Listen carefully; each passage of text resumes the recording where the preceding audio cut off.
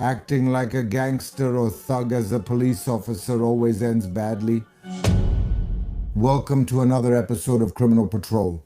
Sometimes we go back to the so-called golden years of the Polish mafia, but of course the word mafia is often used too broadly because in Poland a real mafia, even in the Italian style, never really existed, or at least there's no evidence of that. We're talking about those cases that were somehow groundbreaking, the most important ones, which are sometimes so shocking that it's hard to imagine they could be true.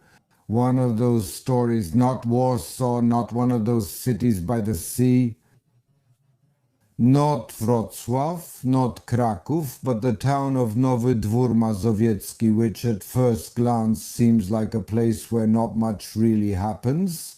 I invite you to watch the next episode.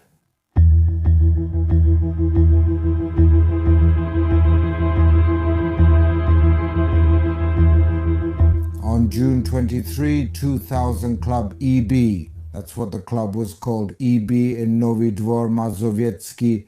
Since the morning preparations were underway in that club, there was a lot of hustle and bustle because that day was actually the end of the school year. That day, in the afternoon, there was supposed to be a festival. 3 nearby schools, so children from elementary school, teenagers from the technical school, and from the high school, were supposed to come to that club after the end of the school year.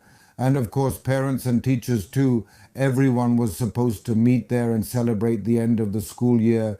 That's why there were preparations at the EB club. Most of this event, this festival, was supposed to take place outside the venue, outside that building. On a surface where there were paving stones, there was cobblestone, and on that cobblestone they simply set up tables. And the 4 men who were handling this were the co-owner, the bartender, and 2 guys who just wanted to earn some extra money. The oldest was Jarek, 38 years old, then 25-year-old Krzysiek, 18-year-old Konrad, and just 16-year-old Lukasz. Well, their main task was to carry out the tables, set them up on the pavement, and prepare the seating areas for those who would come to the party. Well, that's how it went on for a while. They had been working since dawn, and at some point when they set up another table, they noticed that the table was uneven. They lifted it and saw that one of the paving stones was sticking out. It had bulged up. One of them bent down and started kicking the paving stone, kicked it a few times, and at that moment there was a huge explosion, a powerful blast, music.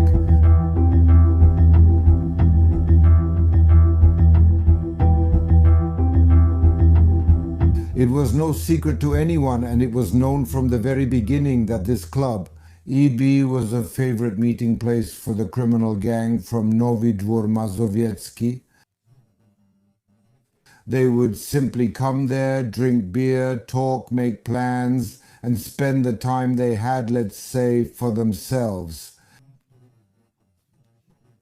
It wasn't a secret. The owner of that club knew exactly who he was dealing with because he used to joke that above the bar, probably like in those American westerns, he would hang a sign saying, "Don't shoot the bartender." They would come there. But it was also no secret that those from Nowy Dwór Mazowiecki had been in conflict with the people from the fortress for quite some time. Modlin, from Modlin because that's how they were referred to, well, above all, these were disputes. Of course, it was all about the various businesses they were running. The ones from the Modlin fortress started interfering more, entering the territory of Nowy Dwór Mazowiecki. This was, of course, about extorting protection money from the same business owners. It was the same, let's say, prostitutes they wanted to control. There were thefts, attacks on trucks, alcohol trade, because that was typical for those years. Over time, of course, this conflict escalated. I would say that at first they sent each other certain warning signals, like when those from Modlin shot at the car in which one of the leaders of the group from Nowy Dwór Mazowiecki was riding. In retaliation, those from Nowy Dwór Mazowiecki beat up one of the leaders from Modlin in the Łęka prison. At some point when this happened, when one of those leaders was beaten, they came to the conclusion that enough was enough and that radical solutions had to be used. Well, at that time, it was also the case that someone was leading Nowy Dwór Mazowiecki. At the head of this group was Paweł G, nicknamed Głębik, and a certain Marek B, nicknamed Biały, while at the head of Twierdza Modlin were the K brothers, Darek, nicknamed Kari, and his brother Grzegorz K, nicknamed G. So this fight was, of course, mainly about the leaders, but the task of the soldiers, meaning the regular members, was to plan various kinds of attacks. Because I would say this, well, Nowy Dwór Mazowiecki didn't really have any specialists in its ranks. Similarly, those from Twierdza Modlin didn't have any either, but it was like this. Nowy Dwór Mazowiecki was cooperating at that time with gangsters from Żoliborz, while those from Modlin were also cooperating. Well, I would say not just with anyone, but with Wołomin itself, and Wołomin was, I would say, one of the key criminal groups. At that time in Poland, they had specialists, killers, people for dirty work in their ranks, and then those from Modlin turned to Wołomin to borrow exactly that kind of specialists. It was known that the ones who did the dirty work, the ones you could hire, were mainly two gangsters. Daniel E, alias Giulio Culio, that's what they sometimes called him, and the other was Marek N, alias Marek from Marek. Well, that was his nickname, Marek from Marek. I would say that the second one was especially dangerous because he used to be a police officer. The documents say that he worked in the anti-terrorist, that he was an anti-terrorist, but it seems he wasn't actually an anti-terrorist. He worked in the criminal division in Legionneau and likely at the Metropolitan Police headquarters. Well, he had a lot of experience, and above all, he knew how the police operate and what methods they might use. So in this pair, he was the one who was particularly, I would say, dangerous because he knew how to cover his tracks, for example. These two, that is Julio or Culio and Marek from Marek, decided to carry out an attack at the EBE club. They also got a bomb, a powerful bomb, I would say, because it was 5 kilograms of trinitrotoluene. They hid this bomb under one of the tables. Well, they hid it because on that day, June 23rd, the last day of the school year, after the party, after that family festival, as usual, Głębiak, Biały, and the other members from Nowy Dwór Mazowiecki, members of the criminal group, were supposed to come to that club and party as was their tradition. It was a complete accident that those who were setting up the tables kicked the device in such a way that it simply exploded prematurely. I think the bomb simply had a timer, and by accident, because of that kick or kicking the bomb, it exploded. The force of the explosion from 5 kilograms of trinitrotoluene was enormous. All 4 people who were setting up the tables died instantly.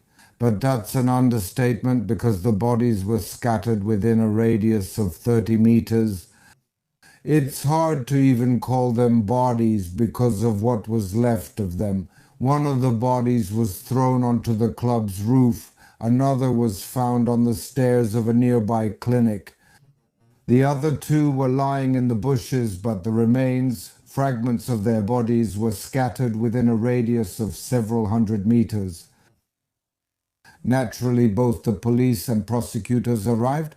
This kind of settling of scores, I would say, was common, as you know, because we've talked about it several times already, but here the scale of it all was enormous. Because everyone realized that if the bomb had exploded when there were children, teenagers, teachers, and parents there would probably have been dozens of victims. It would have been one of the biggest tragedies of this kind in the history of Poland. I would say, well, luck in misfortune, misfortune because four random people died, four completely innocent men, but it could have ended much more tragically.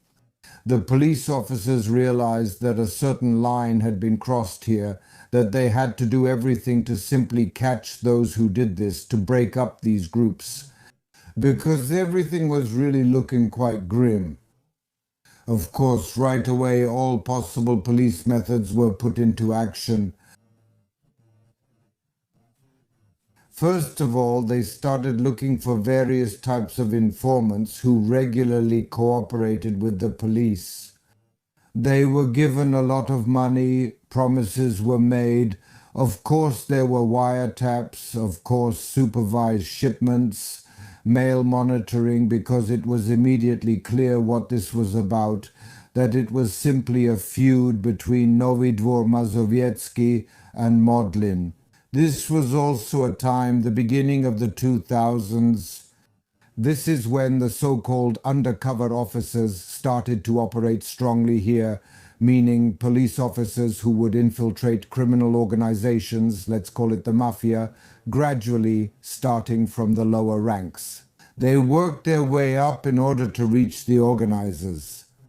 Already at that time there were quite a few of these undercover officers. Of course, they had existed before in the history of the Polish police, but back then it became very professional. One of those who helped establish it back then was a police officer from Krakow. In fact, we also worked together, and many of those who infiltrated these criminal groups were actually from Krakow. I would say that back then they were the core of those undercover officers. What did that involve? Well, I don't think I need to explain that to anyone. Infiltrating the structures, pretending to be a gangster or a thug while being a police officer could only end one way, of course, with death. And I have to admit, some managed to last a long time, even up to 2 years. Their families didn't know anything, and those undercover officers also immediately said who did it. What's more, it was immediately clear who carried out the attack, so Julio and Marek Smarek, that they were the perpetrators and the masterminds were the K brothers. That is Darek and Grzesiek, brothers who were the leaders of the Modlin group, so it was also known. Knowing and proving it are, of course, two different things. It was the police's job to prove that they carried out this attack and killed those four innocent people. Of course, they were already being monitored. Of course, people were looking for all kinds of dirt on them, ways to get to them, trying to find crown witnesses, because that was the essence, everything that is usually done in such situations. But it wasn't that simple, especially since, as I said, Marek Smarek was an experienced former police officer, so they also had an idea and awareness of what the police could do. It didn't bring any results, and the scale of these conflicts kept growing.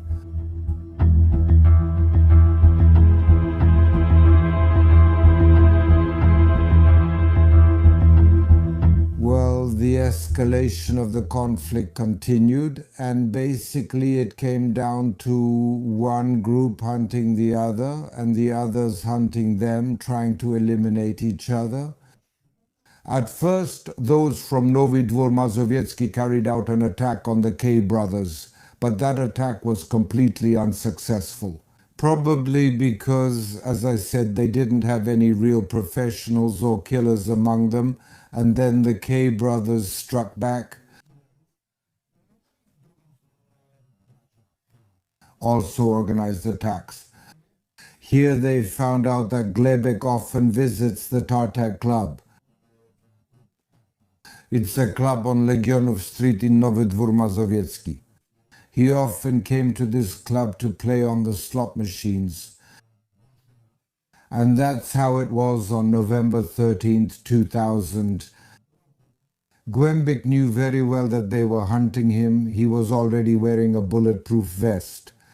That evening, Tartak showed up at the club together with his bodyguard, a certain Krzysztof K., nicknamed Szczurek, presumably those from Modlin, but it was also known who the attackers were because they were already known. Both Julio and Marek from Marek were waiting outside the entrance. One of them had a pistol, the other had a Kalashnikov. They entered the club right after Glebek and Szczurek went in and started shooting. Well, I would say the atmosphere was like something out of a horror movie. The club was actually small, not very big, smoky, so you couldn't see much, and some of the people there were obviously under the influence of alcohol, and probably not just them, they start shooting at those two men. They were close by, and probably the accuracy, I would say, was 100% because they fired those submachine guns, machine gun 34 times, and every bullet hit the target. The bulletproof vest didn't help, probably because both Gwembik and Szczurek simply had bulletproof vests that could stop a bullet fired from a pistol, but not from a Kalashnikov. Both of them died on the spot, and Julio and Marek from Marek calmly left the club. And at that moment, it seemed like the first success, because when Julio left, he took off his balaclava. One witness recognized him and later also identified him during the proceedings, during the lineup. But after 2 months, that witness told the police that he had made a mistake, that it was nothing like that it wasn't Julio. It's hard to be surprised by the witness's reaction because that person was probably just afraid. So at that point, the case still wasn't solved, even though it was known that Julio and Marek had successfully eliminated Marek this time, at least the one who was leading Nowy Dwór Mazowiecki.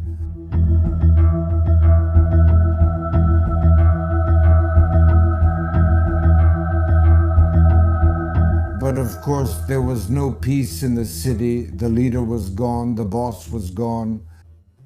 Modlin keeps trying to take over, and those from Nowy Dwór Mazowiecki are trying to defend themselves. Konrad, also known as Zoboj, is the right-hand man of Dariusz K. Kari, the boss of Modlin. At the beginning of August, that's the beginning of August 2004, he's sitting at the Olympia Stadium in a beer garden. Two assassins show up and start shooting at him, but they shoot in such a way that although he gets wounded, he was shot in the leg.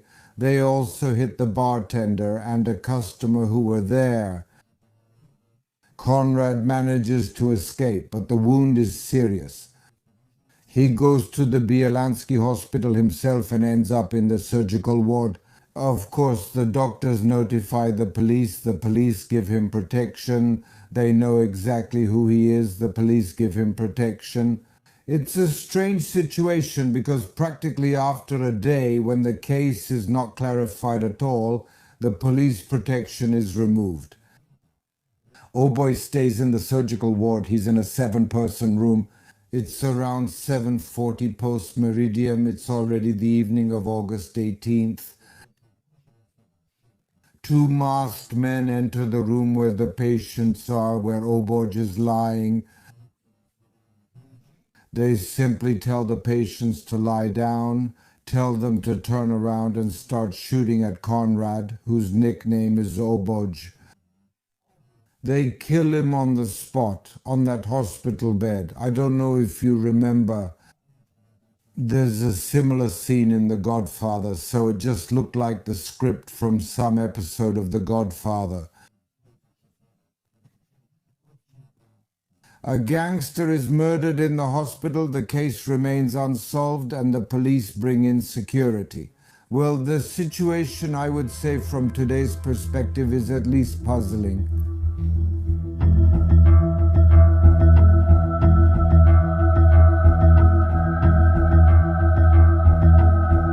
Finally, I would say it took a long time, almost 10 years. The police are starting to gather evidence, mainly by obtaining Crown witnesses. One of these Crown witnesses describes everything, says who ordered what and how it all looked. The year 2013, that's already the trial. During this trial, Dariusz K., nicknamed Kari, meaning he was in charge. Modlina is charged, first of all, with ordering this bomb attack in the club. Ulbachin is also charged with the attack on Głębiak and on Szczurek. In total, in 2013, his younger brother Genio gets a life sentence, and he is also charged with the attack on Szczurek and on Głębiak. But the trial is ongoing. His arrest is lifted because it all takes time. He spent a few years in custody. He spent 5 years. The Court of Appeals lifts his arrest. In this way, I think it happened that in a way he didn't, so to speak, save his life. Because not long after, just before Easter 2008, the assassins caught up with the younger of the K brothers, and Henyo was shot in front of the entrance to his apartment building. The trial is ongoing. The court is trying to gather as much evidence as possible here. But also in the same trial, Julio, one of the direct perpetrators, is sentenced to life imprisonment, and the other one, Marek, as well. His arrest was lifted because at that time there simply wasn't any evidence against him.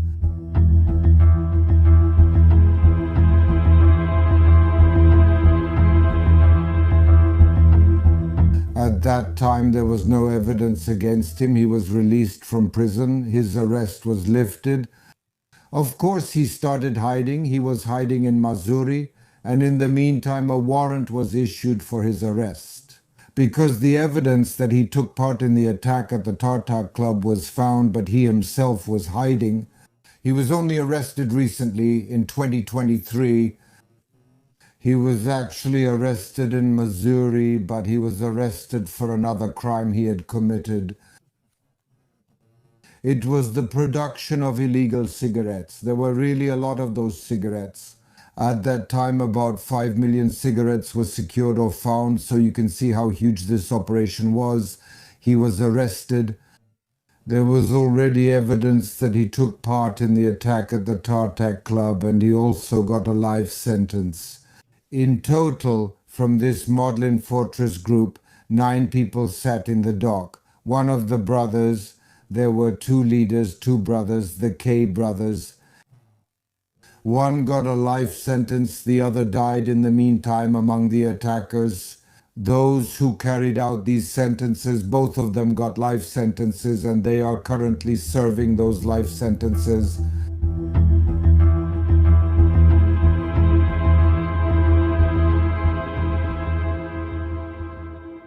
We're talking about this case, of course, because the scale of everything that happened, even in such a, I would say, small town, was enormous. There are also sometimes comments that they should have just left those groups alone back then, and they would have shot each other anyway. Probably a bit, in part that's true, but you can see from this that they were a real threat to innocent people. I would say their ruthlessness was enormous. What mattered was to shoot, to kill the competition, and it didn't matter that innocent people could die, including children. So I would say those times were exceptionally dangerous. I'm talking here about the gangsters. None of them were even 30 yet, so from my point of view, you could say that anyone who made it to 30 could be considered to have reached an old age. They lived fast, but they died just as quickly. And that's it for this episode about the so-called Polish mafia from that period. Let me emphasize once again, as you can see, even though more than 25 years have passed since some of these stories, some of them are still wanted, and verdicts are still being handed down. It's important not to forget about these matters. It also shows the scale of everything that happened. And it's important to keep these groups under control at all times, because allowing them to grow stronger is simply a threat to ordinary people. That's it for today's episode. Of course, subscribe to our channel, and as always, take care.